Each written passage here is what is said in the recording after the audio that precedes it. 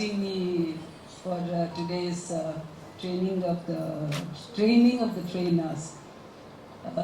So let me first begin with my formalities.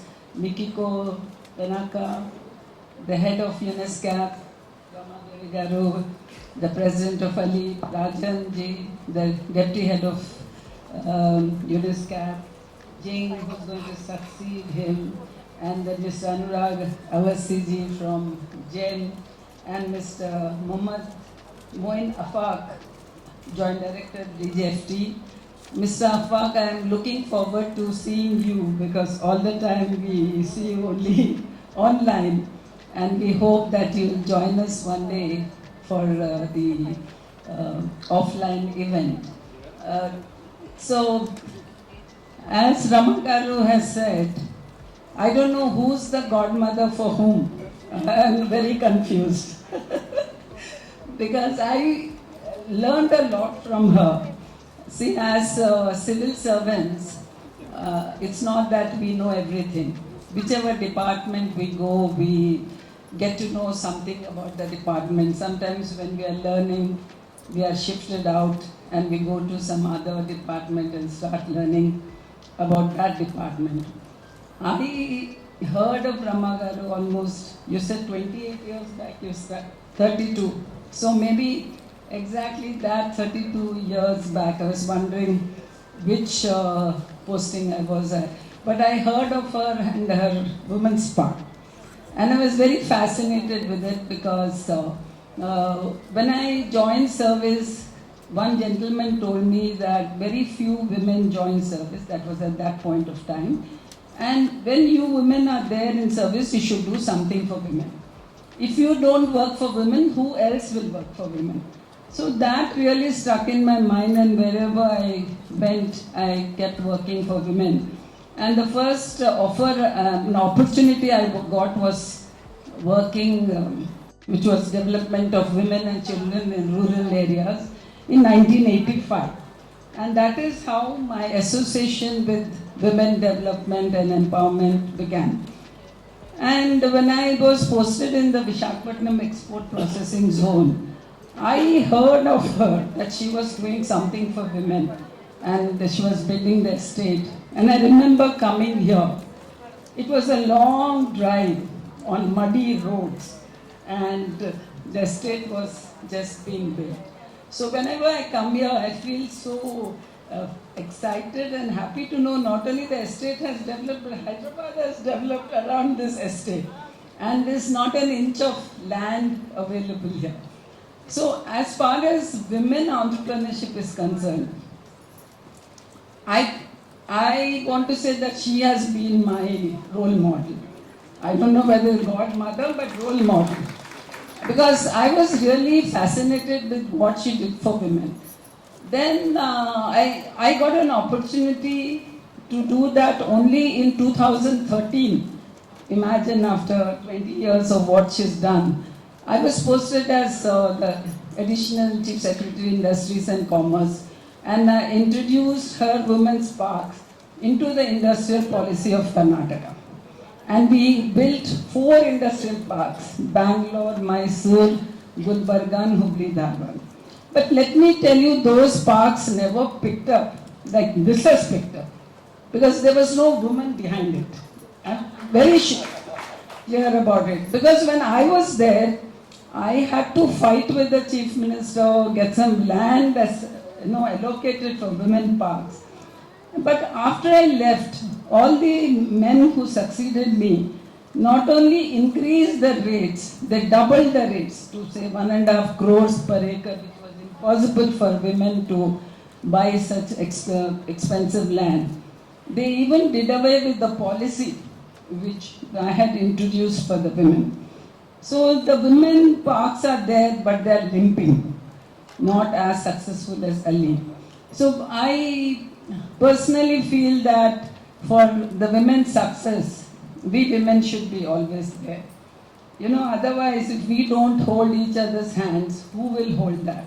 So with that philosophy, after I retired, I was working with women entrepreneurs in Karnataka, and we all associations got together and registered this NGO called the UBUNTU Consortium. UBUNTU is the African philosophy of being there for each other. If you're not happy, how am I going to be happy? My happiness lies in your happiness. So together we can be happy. So with that, we started with few associations, and now I'm proud to say we have 65 associations spread across 11 states with almost 29,000 odd secondary members, and 50% are from ALEAP only. ALEAP adds to our number, actually.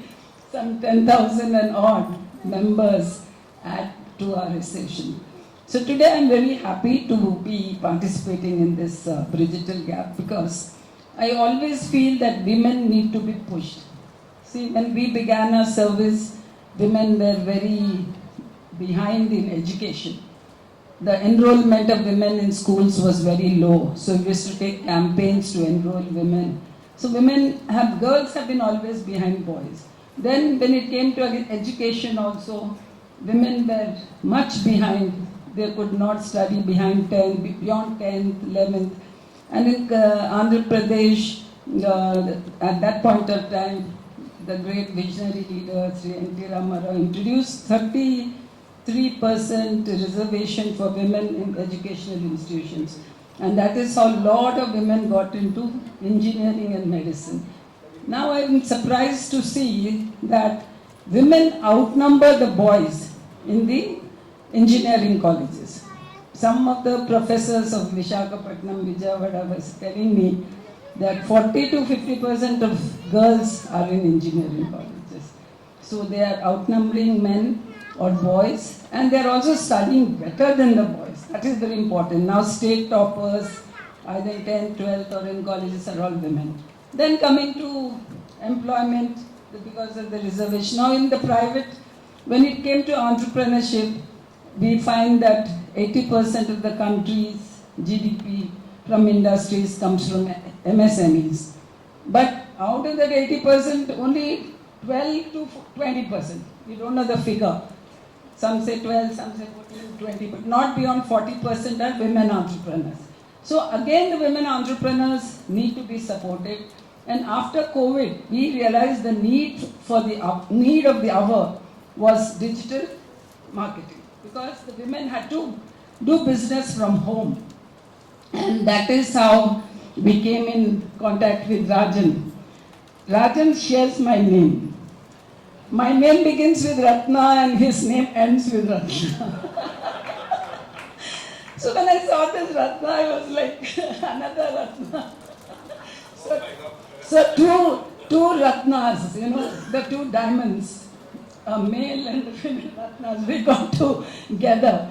I met him by chance, online, and I don't want to tell the story. Then he invited me to Mauritius, and that's how our journey with UNISCAP began, to start digital marketing training across India. And with their support, we have trained nearly 4,000 women.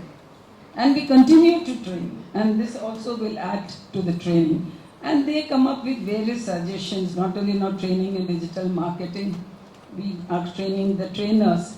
And once we started training women in digital marketing, they started doing business through their mobile and all that. Then next, how to do government business. That's how Avasti came into picture, because GEM portal is an important portal which gives women business of the government.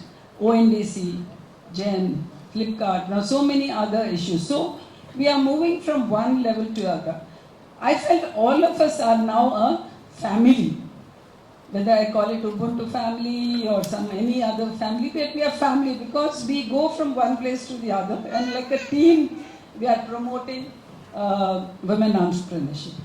So today is another occasion where we got an opportunity to spread women entrepreneurship through digital marketing, and I wish and hope that this training program will be successful, and all of you will benefit by this training program.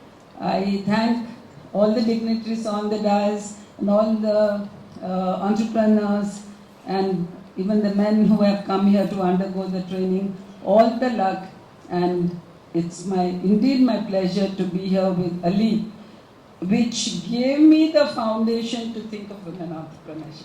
I think if I'm here or if I've done the Ubuntu, it's only because of ALEAP, because I learned from ALEAP what one can do for women, and I tell you, it's such a pleasure working with all the women entrepreneurs. It not only, we are not helping them, but it gives me also a lot of joy being with all of you, because women are so good at learning. They learn very fast. But my only one advice to all the women entrepreneurs is, you should be very passionate, you should be progressive, and you should be bold and daring. Whenever we have trainings of women entrepreneurs, many of them are all the time thinking of home, that I have to rush home. What is going to happen to my kids? And who's looking after the kitchen? The gas is going to come today, or the current bill has to be paid, or my child's school fees has to be paid. Something, mother-in-law is not well, or you yourself are not well. But I feel that we should shed these inhibitions and keep a few days for ourselves and our growth. Many of the women entrepreneurs whom we meet are very complacent. They think, I've achieved this is enough. I don't want to go beyond this. Because they think they are supplementing their husband's income. Anyway, the husband is earning, and whatever I am doing little is enough for me. I think we should go beyond that and think that you're an entrepreneur and you want to reach your potential. It's not earning money or anything like that. It's reaching your potential. The potential which you have has to be realized. And with that, I think if you all work, nowadays everybody will take care of themselves. We only think we are indispensable. So now we should think we are dispensable. House will go on without us. Life will go on without us. And let us focus on our own economic development, which will ultimately add value to the wealth of the family. Thank you very much. Thank you, Ramagaru, for calling me and giving me an opportunity to grow in life with your wonderful ideas. Thank you. Thank you, ma'am, for your words of encouragement and for your continuous support in promoting women entrepreneurship.